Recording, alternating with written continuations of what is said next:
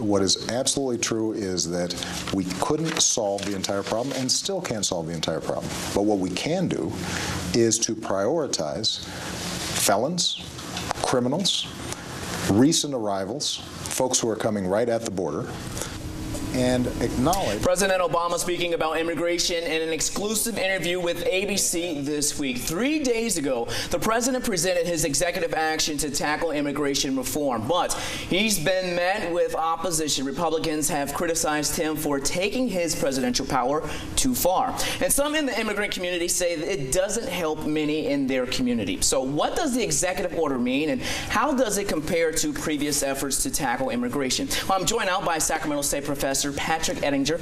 Welcome. Thank you so much for joining us. Thank you very much. Let's get right to it here. You heard what the president had to say here. He's been criticized for his lack of immigration reform. Now he steps forward with this plan. Quick reaction from you. You heard what he has to say. Will this work? Well, I think it's going to work very nicely for the families that are affected.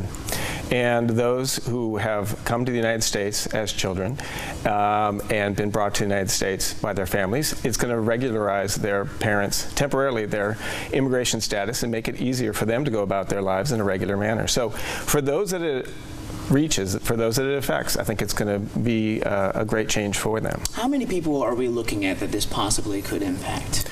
Well, from what I've read, between 4 and 5 million, and especially here in California, it will have a very large impact. All right, you know, one of the concerns among immigrants is that the plan doesn't help everyone. In fact, unless a parent has a child born inside the U.S., most applicants would not qualify for an extended stay permit. Now, let's listen in on a concern we heard from a Friday night meeting in Roseville.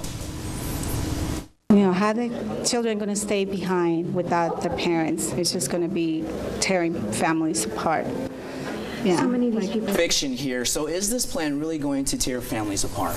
Well, again, for those families that don't qualify, that aren't going to be reached by this humanitarian gesture on the part of the president, yeah, there will continue to be some separations of families. I think nobody thinks this is an ideal situation, an ideal solution. I think what the president is doing is trying his best to navigate through some very difficult congressional waters and a nation that's deeply divided about immigration, and trying do the right thing for those families that find themselves in this really ridiculous situation. And we were talking not too long ago, you said Congress, they had a chance a while back to address this, but didn't, correct? That's true. Well, the Senate passed a overhaul to the immigration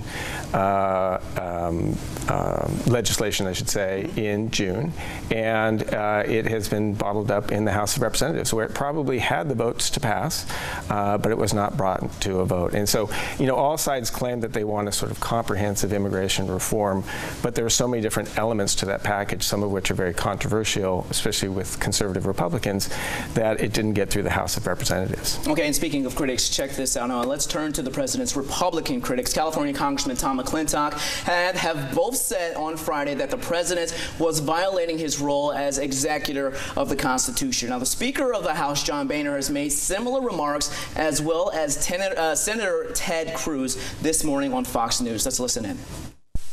Well, the notion that this is just prosecutorial discretion is simply nonsense.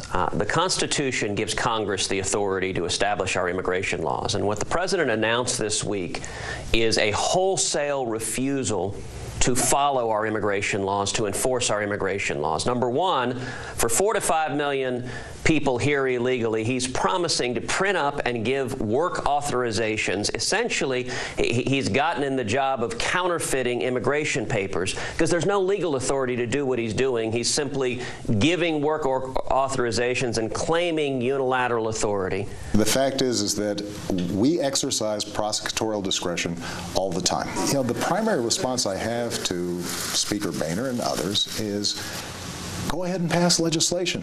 In the meantime, what we've got to make sure of is, number one, that our borders are secure, and number two, it's going to allow us to focus on the people that we really want out. Number three, what it allows us to do is to say to folks who've been here for a while, register. Well, so you heard both sides right there. So is the president within his bounds to issue this executive order? Well, I think he is. I'm not a legal scholar, but presidents in the past have used that authority, have used prosecutorial discretion to make decisions like this. I think it's far-fetched to say, as Senator Cruz does, that President Obama is disregarding immigration law. He has deported illegal immigrants at a much faster pace than any previous president, and he's been getting a lot of flack from that from the left and from the immigrant community. So I think he's trying carefully to walk this tightrope, and I think he's got instincts here that are very humanitarian. And I think it comes out in part because he meets with a lot of these dreamers, he meets with a lot of these community members, and frankly, as a professor at a local university, I meet these students on a very regular basis. Every semester, a dreamer or a student who whose parents are not citizens comes and sees me and talks to me about their situation, and I know they're real, and so I think he's trying to respond to that. So obviously only time will tell if, in fact, if this is successful. Well, that's true. All right. Well, Professor, thank you very much for joining us. My pleasure.